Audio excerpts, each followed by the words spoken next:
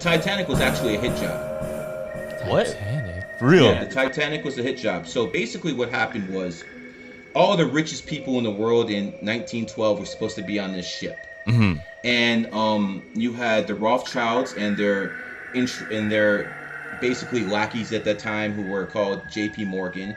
And all of these guys are supposed to be on this ship, but there's also another guy who was on that ship. His name was Mr. Uster. He was the richest man in America at that time. He owned 40% of every mortgage in America. Imagine 40%. Imagine the mob's tactics that someone has to do to have 40% of all the mortgages. Yeah. So again, this guy's a gangster. I'm not saying he's a good guy. Mm-hmm. But basically, this guy was in the way of the Federal Reserve.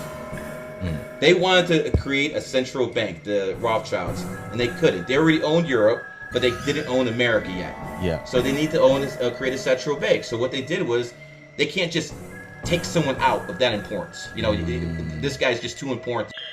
Just can't. So what they basically did was they made this big deal of everyone going on the ship. Yeah. And then in the last seconds, all the Rothschilds people exited the ship. Like right before it was about to take off, they exited. So here's what happened. Yeah. The ship sunk.